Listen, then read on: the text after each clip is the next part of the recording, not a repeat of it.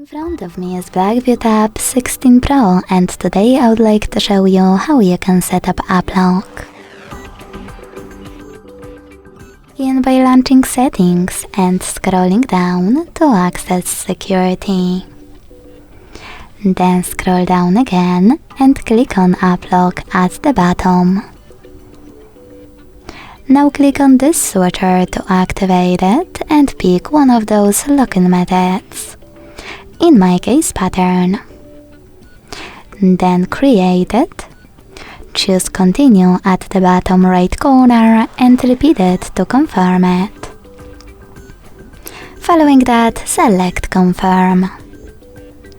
Now you can tap on all of those switchers next to all of those apps to lock them.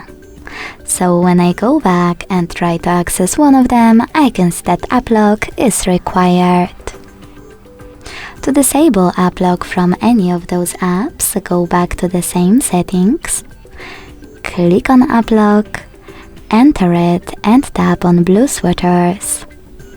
To disable app lock completely, click on blue switcher at the top. Then select Save. Thanks so much for watching. If you enjoyed this video, leave a like, comment and subscribe. Bye!